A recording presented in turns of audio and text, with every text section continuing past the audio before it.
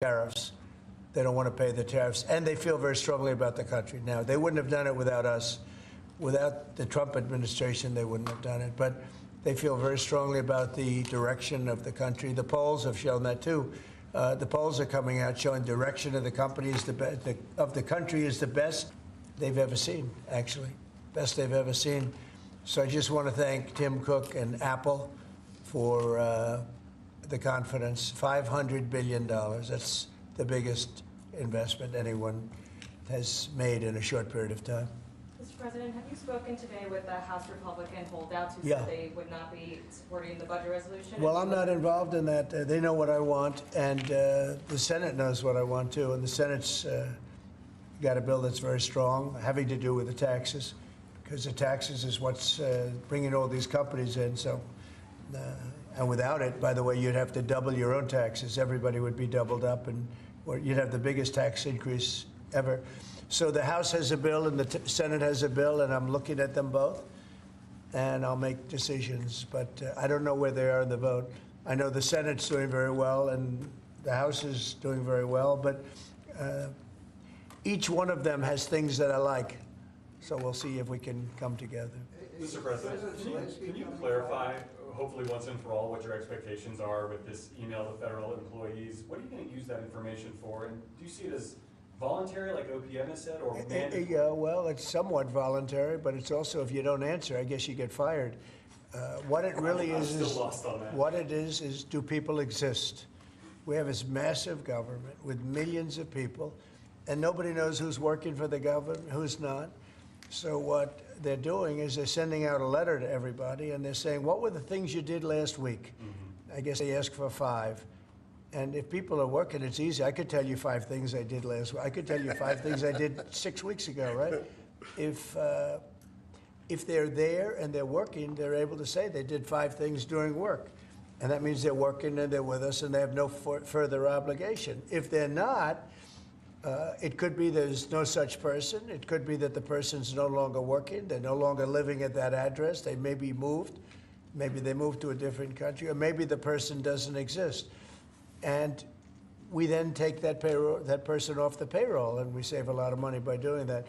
But that's one of the only ways. I think it's a very smart thing. And it says, if you don't answer, essentially, there's a penalty to pay. Like, that's the end of the job. Well, Musk has said that. The order itself doesn't say that. I think that's part of the confusion. Is he speaking for you when he says? Yeah. Everybody speaks for me. I'm the one. I'll take responsibility. You know the old statement, the buck stops here, right? Famous statement. Well, I can say the same thing. The buck stops here.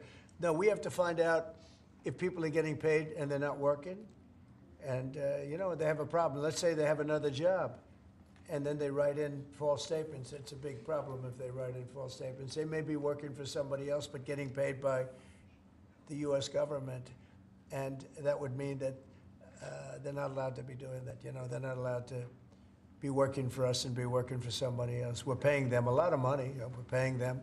So we'll see. That solves that problem. Most people aren't willing to say that, we're doing this, and this, and this for the U.S. government, and yet they're at another job, because that's a big problem for them if they do that. So in some cases, they're not writing back. And if they don't write back, they end up eventually losing their job. We give them extensions, but that was something we thought about a long time ago. We give them extensions, but we'll see. We have to make sure, number one, that we have people, number two, that they're working, and number two, they're working for us, not for another company. Is it true that President Zelensky is coming on Friday to meet with you, and is the mineral deal sorted out? Yeah, I hear that. I hear that he's coming on Friday. Certainly, it's okay with me if he'd like to, and he would like to sign it together with me, and I understand that's a big deal, very big deal. And I think the American people, even if you look at polling, they're very happy because, Biden was throwing money around like it's cotton candy. And it's a very big deal. Look, it could be $1 trillion deal. It could be whatever, but it's rare earths and other things. And look, we're spending hundreds of billions of dollars on Ukraine and Russia fighting. A war that should have never, ever happened. That's a war that would have never happened if I were president. And it didn't happen for 4 years. People say, how do we know that? It didn't happen for 4 years. Would have never happened. And nevertheless, this guy went into this situation and he spent money like nobody's ever seen, $350 billion. The other thing that we don't like is that Europe has spent $100 billion, we've spent $350 billion. Europe gets their money back because they spent it in the form of a loan, and we just gave them, whether it's 300 or 350 billion, nobody really knows. They can't even tell me the answer to that, but it means probably more than that. So what we're doing is now we're saying, look, we want to be secured, we want to get that money back. We're helping a country through a very, very big problem, a problem like very few people have had. Shouldn't have had this problem because it shouldn't have happened, but it did happen, so we have to straighten it out. But the American taxpayer now is going to get their money back plus. Mr. President, yesterday with Emmanuel Macron, you said you had spoken to Putin about the idea of peacekeepers in Ukraine, that Putin was fine with it. The Kremlin, I guess, has said that that's actually unacceptable to them. What's real here? That's not what I was told. But you're going to need some form of peacekeeping, so something will be done that's going to be satisfactory to everybody. We need peacekeeping too. Any situation It's where actually American troops involved? it's actually something I did discuss, but a form of peacekeeping that's acceptable to everybody. Ultimately, we'll be able to agree on something, I'm sure. With Ukraine and this mineral deal, what does Ukraine get in return, Mr. President? $350 billion and lots of equipment, military equipment, and the right to fight on, and originally the right to fight. Look, Ukraine, I will say, they're very brave and they're good soldiers, but without the United States and its money and its military equipment, this war would have been over in a very short period of time. In fact, I was the one that gave the javelins. You remember the famous javelins? That was me. That wasn't Obama. It wasn't Biden. It wasn't anybody else. It was me. And they wiped out a lot of tanks with those javelins. And the expression was that Obama gave sheets and I gave the javelins. That was a big deal at the time. It wiped out. That was the beginning when people said, wow, that's something. Well, that was American equipment. Without American equipment, this war would have been over very quickly. And American money, too. I mean, a lot of money. So that that war-fighting equipment and the ammunition, that's sustained going forward for Ukraine, and how long is it sustained? Well, it could go forward for a while, and maybe until we have a deal with Russia. Look, we need to have a deal with Russia, otherwise it's going to continue. But now when Americans put up their money, the taxpayer money, and the president approves it, we're getting our money back in some form. But it could go on for a while, or it could be settled quickly. I think it's going to be settled quickly. I spoke with President Putin. I think he wants to settle it, and wants to get on with life. It's horrible. What's happening horrible. Thousands of soldiers a week are being killed, and others too, but especially on the battlefield. Thousands a week are being killed, and we want that to end. Mr. President, Yeah, Brian? Yes, okay. Real quickly, Carolyn Levitt, your press secretary, sent an earthquake through that briefing room earlier today announcing that the WHCA would not have any control over placing media in the seats in the briefing room. Just want to get your thoughts on that. And also on Air Force One, it's trending on X. People are talking about it. Get your thoughts. Well, we're going to be now calling those shots. As you know, we won that lawsuit right there. See, the Gulf of America, which is a beautiful name. Most people agree. I don't know. It's, you know, AP has been terrible. Look, I think they're radical left. I think they're third-rate reporters. I know the specific young lady that works on the account is terrible. She's a radical left lunatic, as far as I'm concerned. They don't treat us fairly. That's number one. And number two, they had no right to do that. This is the Gulf of America. And if you look at that shoreline, look at that shoreline. Look, from Florida, well, most of it is, it's called America. And vast majority, like big numbers. So I'm just admiring it as I look at it. I'm getting teary-eyed, but I don't want you to say Trump broke down and started crying. No, how beautiful is that? Look at the shoreline. Look at that. Well, That's America. Can I shift our attention to Canada real quick? Yes, please. Last week, I spent some time with two government officials for Canada. I was asking them how realistic is it that Canada would be the 51st state? Yeah. And they told me there is a path. Alberta is first, and if they sign on, Saskatchewan would follow, and then you go west to British Columbia. There is a movement in Canada to join us. I want to get your thoughts on that and how that's proceeding. So it's true. Thank you, Brian. It's true.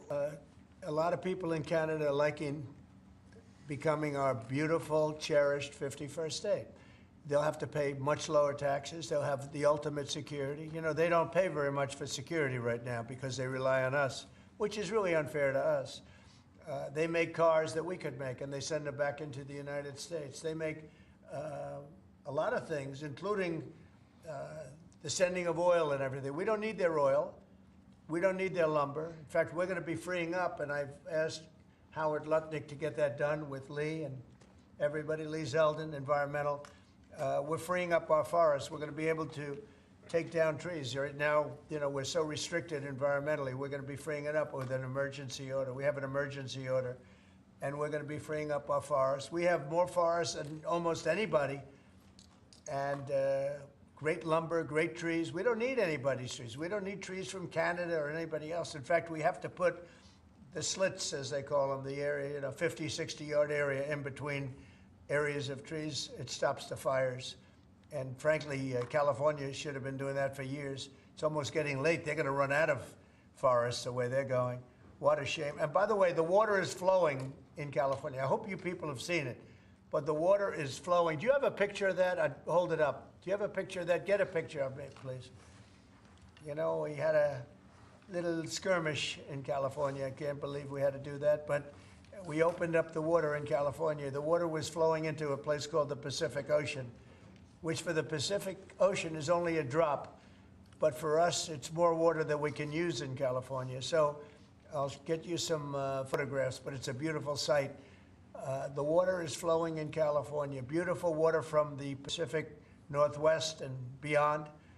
And it flows down, and instead of being routed out to the Pacific Ocean, and this has been going on for 20 years more in order to take care of a certain species of fish, which wasn't doing very well without water, I can tell you. So that's a big deal. It's like not reported. It's incredible. But California has a lot of water. That's going to take care of farmers. It's going to wetten up the land.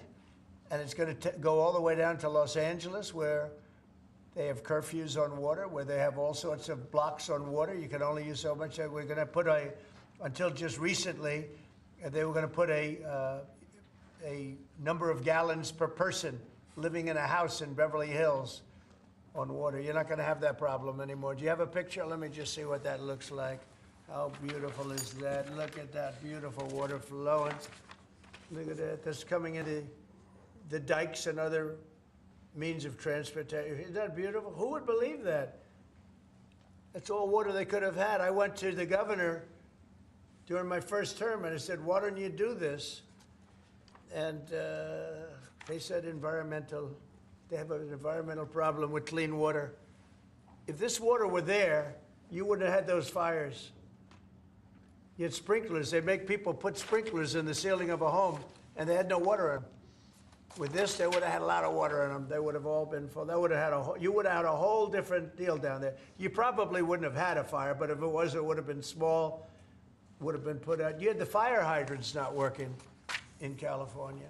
So it's a beautiful site. These are canals that were built. These were all built.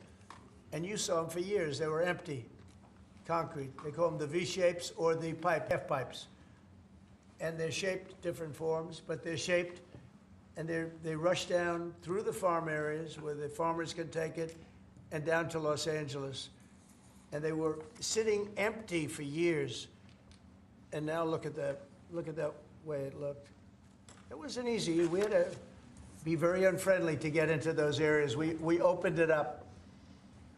Mr. President. I essentially attacked California. Can you believe it? I attacked California.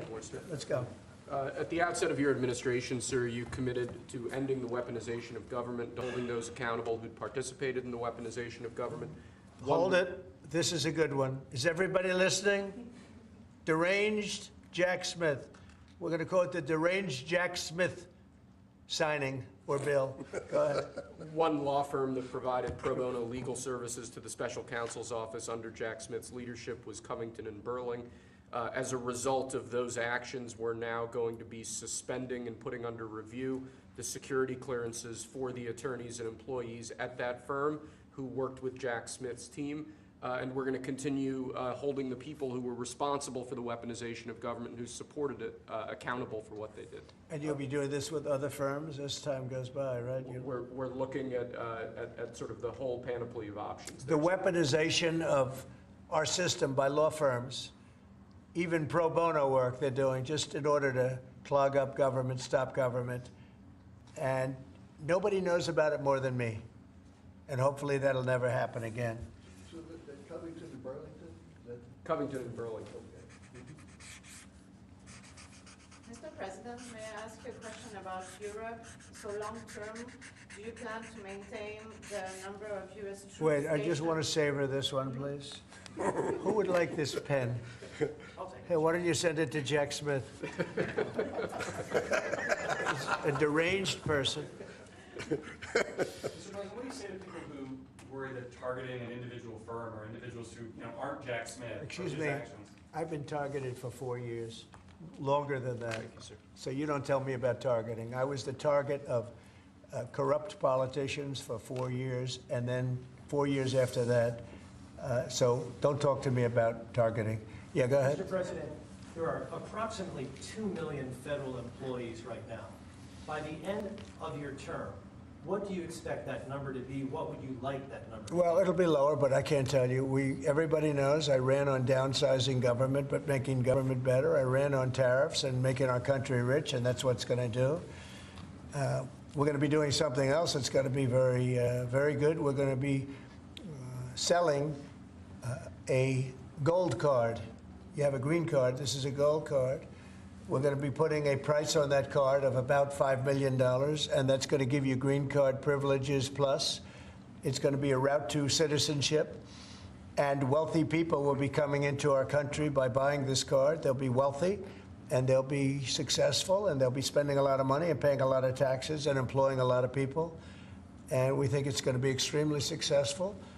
Never been done before or anything like this, but it's something that we're going to be putting out over the next, would you say 2 weeks, Howard? You want to 2 say weeks. a couple of words about it? Sure. Mr. President, are there Wait a any minute. requirements for that gold Hang on a card? second. Do you have to invest a certain amount of money in this country in order to qualify for that gold card? Yeah, exactly. So Go the ahead. EB-5 program was really, you lend some money, but it was full of nonsense, make-believe, and fraud, and it was a way to get a green card that was low-priced. So the president said, rather than having this sort of ridiculous EB-5 program, we're going to end the EB-5 program.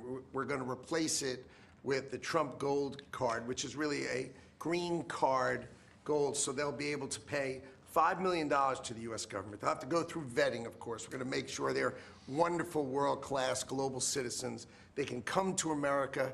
The president can give them a green card, and they can invest in America, and we can use that money to reduce our deficit. Why do we give out lotteries of green cards? Why do we give out EB-5 for green cards? The President of the United States understands that the right answer is, why don't we eliminate the deficit of the United States of America instead? The gold card, well, millions, but the gold card will bring in with it people that create jobs, very high-level people. I think companies will pay to get people in. For instance, you today graduate from the Wharton School of Finance or Harvard or Stanford or any college, and nobody knows if you can even go to work for a company. So Apple and all these companies that want to get people to be working for them will be able to buy a card, and for the people that are number one in their class at top schools, I see that as one of the things. But generally speaking, it'll be people with money and people that create jobs, and they won't have to pay any tax on income outside of the United States, which they're not paying right now. They're not citizens, but they'll have to pay if they create jobs in the United States. They'll pay full taxes like everybody else. So you're getting big taxpayers, big job producers, and we'll be able to sell maybe 1 million of these cards, maybe more than that. And if you add up the numbers, they're pretty good. As an example, 1 million cards would be worth $5 trillion. $5 trillion. Wow. And if you sell 10 million of the cards, that's a total of $50 trillion. Well, we have 35 trillion in debt. That'd be nice. So we'll see. But it could be great. Maybe it will be fantastic. We have it all worked out from the legal standpoint. It's totally legal to do. Hasn't been done before. It's been done in many different forms. We give them away. Why should we give them away? We shouldn't give them away. And I think it's something very exciting. I think it's potentially just something that we're all very excited about. So it's a gold card. It's somewhat like a green card, but at a higher level of sophistication. It's a road to citizenship for people. And essentially people of wealth or people of great talent, where people of wealth pay for those people of talent to get in, meaning companies will pay for people to get in and to have long-term status in the country. And I think it's something we're very, very happy about. Would you have anything to say about that? Well, many other countries, by the way, do this, including, of course, your 51st state does that. And the money's earmarked for deficit reduction? It may be earmarked for deficit, but it actually could be more money than that. I mean, if you did 10 million, it would be, you'd have $15 trillion left over. But generally, it's going to be paid down debt, yes. Do you need Congress for this? Do you think you need No, to we pass don't a need law? Congress, no, because we're not doing citizenship, we're doing card. I see. It's a path to citizenship, a very strong path to citizenship, but we're not doing the citizenship. For that, I'd have to get Congress. And would all countries be eligible for this gold card? Depends. The countries largely, the people will be vetted very carefully. Mr. President, on Ukraine, would you provide military support for Ukraine in the future under a peace agreement? Say it again louder. Would you provide military support for Ukraine in the future as part You mean of like a peace security? agreement? Yeah. Well, people are going to do it. I think Europe will largely be responsible for that. But European countries will be responsible. But Macron asked for a U.S. backup. Well, we'll see. I mean, right now we're just in the process of negotiating. We've pretty much negotiated our deal on raw earth and various other things. We'll be looking at that security. You're talking about general security for Ukraine later on. I don't think that's going to be a problem. There are a lot of people that want to do it. And I spoke with Russia about it. They didn't seem to have a problem with it. So I think they understand. They're not going back in. Once we do this, they're not going back in. So Mr. would President, air on that defense, gold card, aircraft, would the U.S. provide, for instance, air defense? Well, I just told you, right now we're not providing anything. You know, it's about Europe, too. Europe put in $100 billion, and we put in $350 billion. It's not a fair thing. You know, we would normally say, and I say it now anyway, but we want equalization. They should put up actually more money than us because they're right there. We have an ocean in between.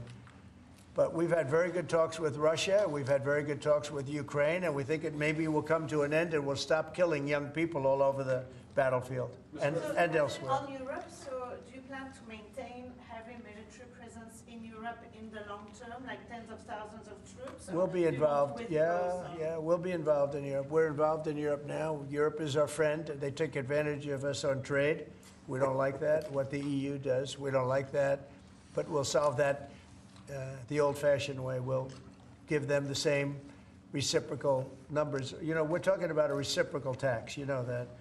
And if they charge us, we charge them. Right now, they charge us much, much more than we charge them. And they have non-monetary taxes also and tariffs. And we're going to change that. It's all changing. It's all changing. We're not going to be the people that we were. We had people in this office sitting right at this desk or another model of this desk, because as you know, the other desk is right now being refurbished.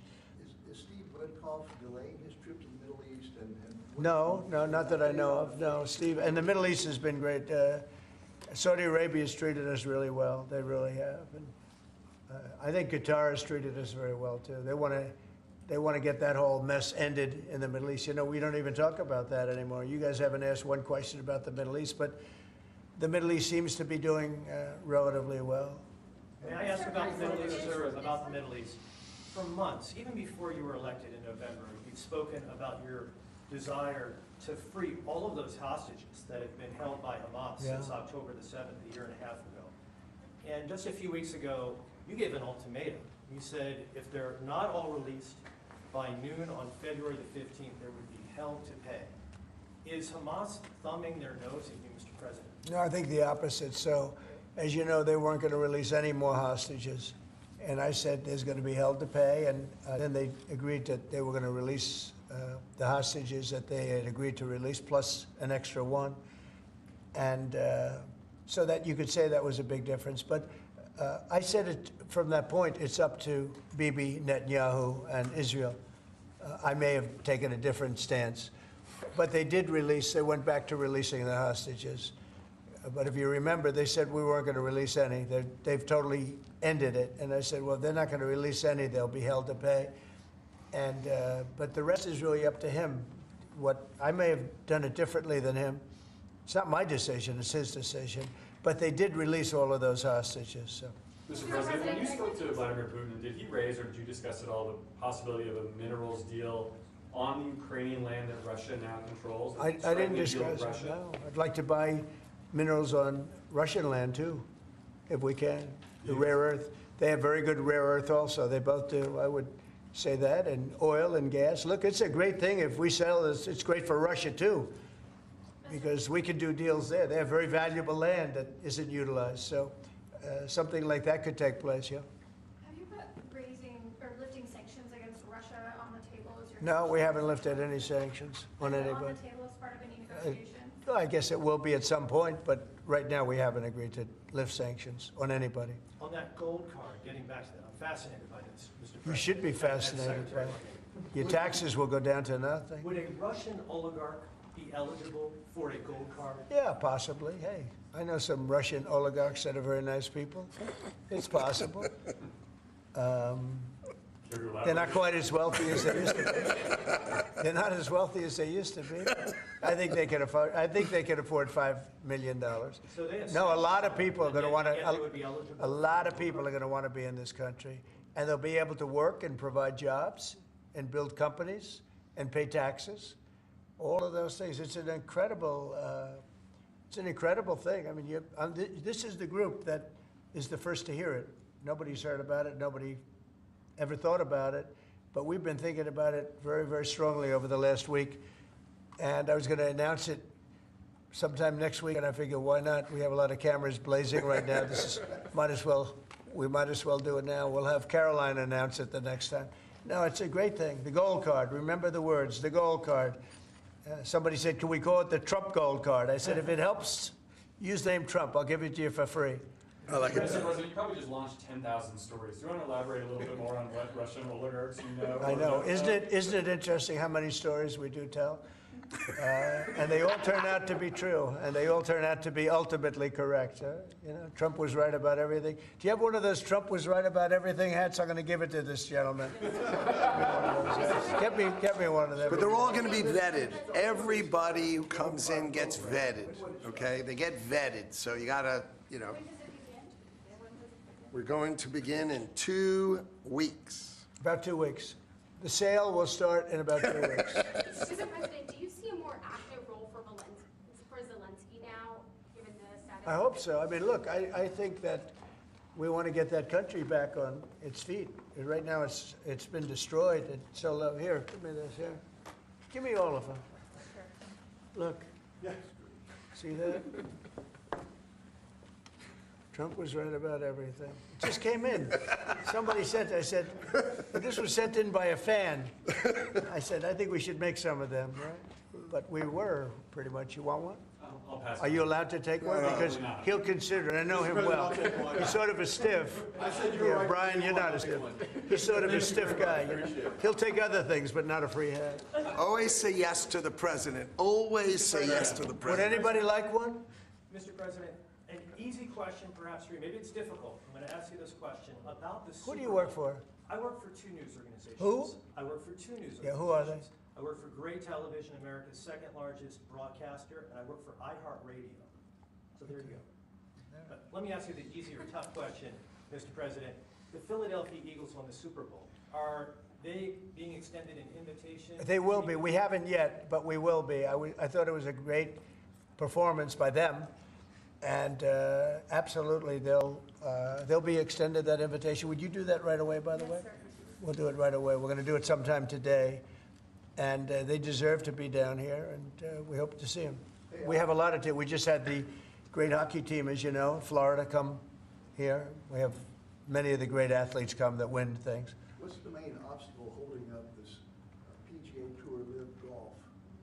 Well, they have to get together. You know, they've had a lot of discussion back and forth. They both are meaning well, and a deal will ultimately happen. I think it'll happen pretty quickly. It'll be nice to see the golfers, the best golfers, be able to play against each other. What's your role been in this whole process? Just to help expedite it. Tiger was here, Adam Scott was here, Jay Monahan was here the other day, just to really help expedite it. We had Yasser here from Saudi Arabia, great guy.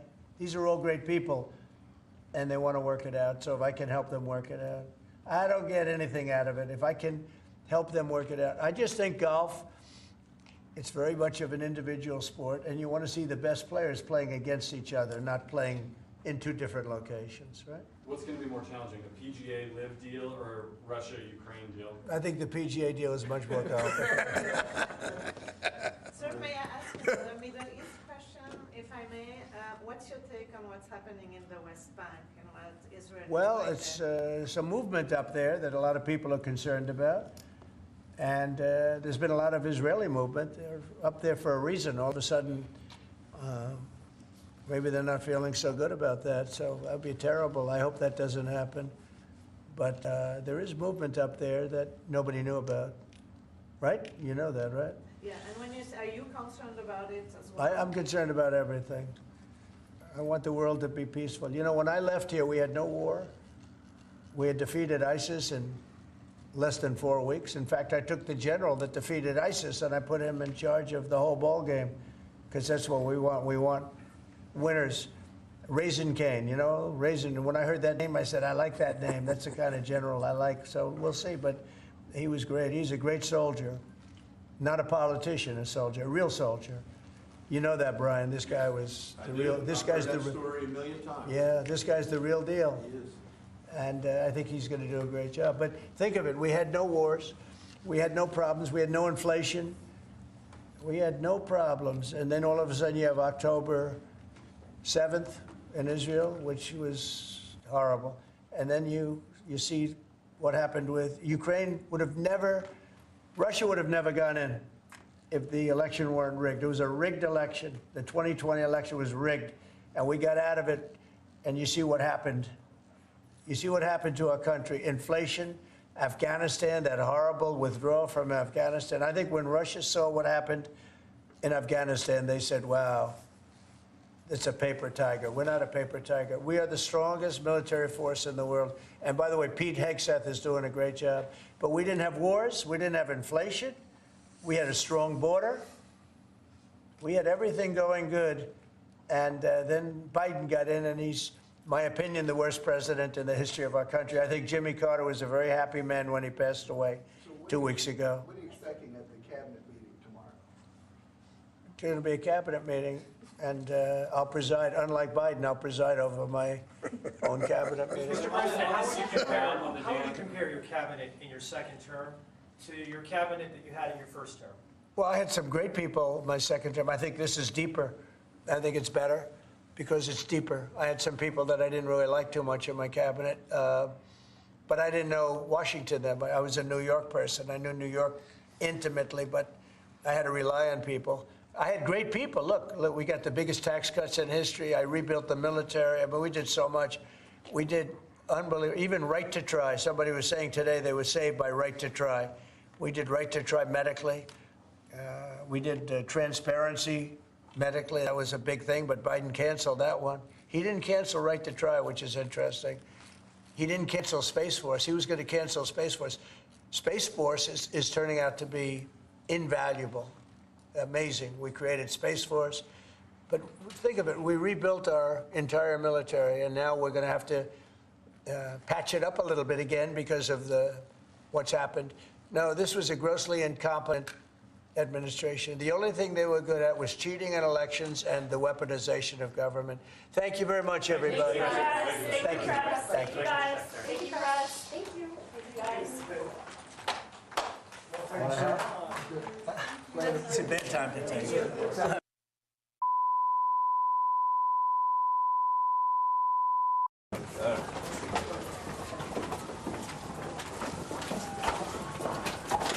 Sorry.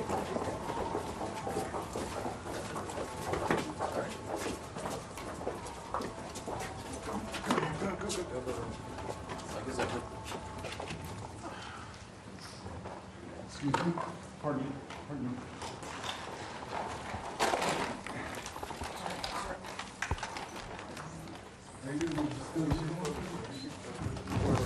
How are you?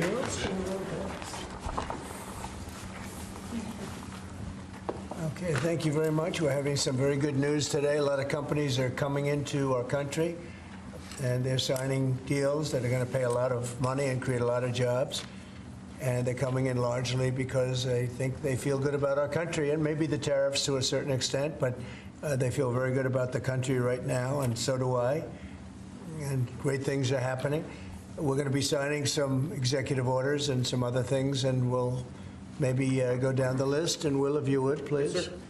First, we have an executive order for your attention. In 2019, during your previous administration, you imposed price transparency requirements on the healthcare industry.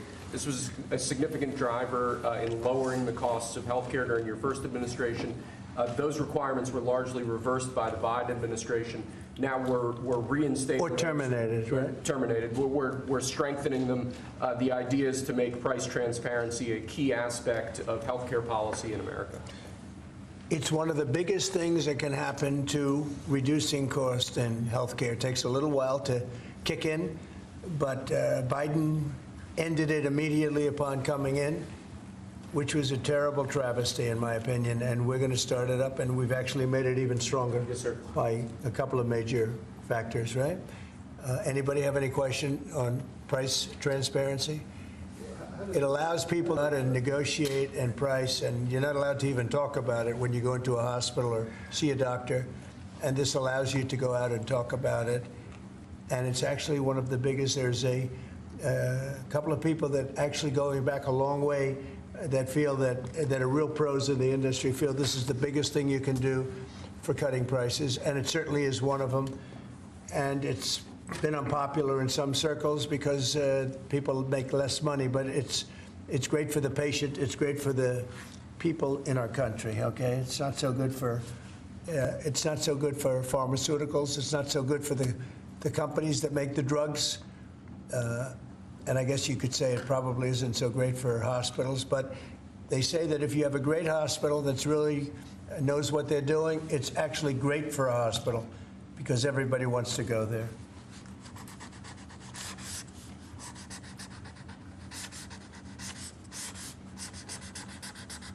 Okay. Thank you, sir. Good. Got it, Doug? Thank you, sir. Pulitzer Prize. Okay. Thank you, sir. Next, we have for your attention another executive order. Copper is a critical material, and the supply of copper is vital to our national security. In recent years, we've dealt with a significant issue of the dumping of foreign copper into the American market. That significantly impacted the domestic production and manufacture of copper and copper materials. This executive order charges your Secretary of Commerce with starting the process to potentially impose tariffs or other trade barriers to prevent this ongoing dumping of copper and to protect the American manufacture and production of copper. Will have a big impact. Howard, do you want to say something about that? You mind if I read one of your truths? Sure. So this is a truth that's about to go out. Like our steel and aluminum industries, our great American copper industry has been decimated by global actors attacking our domestic production. To build back our copper industry, I've requested my Secretary of Commerce and USTR to study copper imports and end unfair trade putting Americans out of work. Tariffs will help rebuild back our American copper industry and strengthen our national defense. American industries depend on copper, and they should be made in America. No exemptions, no exceptions. America First creates American jobs and protects our national security. It's time for copper to come home. And if it's all right with you, if I can talk a little bit about the digital services tax, would that be all right? Please, go ahead, do that. So I read another truth. This is sort of so fun to read his words. It can't be any better. So our incredible United States economy and undeniable American spirit has enabled the creation of the greatest technology companies on earth. Our digital economy is bigger than most of the world's countries, and the market cap of even one of our companies exceeds every European country. Instead of empowering their workers and creating opportunities, foreign governments have instead tried to tax, fine, and hinder Americans' technology companies. Both friend and foe have been treating American tech companies harshly, as if our companies are their piggy bank. This will now end. It is my objective to level the playing field and end these attacks. We are putting these countries on notice to end their unfair treatment of American companies, large and small. Our companies are the greatest investors in the world. So our tech companies are the greatest investors in the world, and their investments will go only to where American companies are treated fairly. Our ingenuity, grit, drive, and perseverance have built America. If these countries want to participate in the AI industrial revolution, it's time to choose sides with America, not against us. And we signed that on Friday, sir. Okay, very big deal, right? Huge.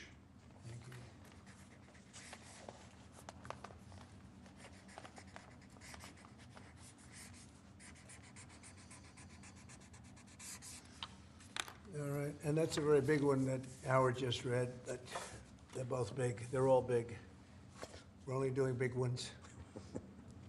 Okay? Thank you, sir. Mr. President, is that the call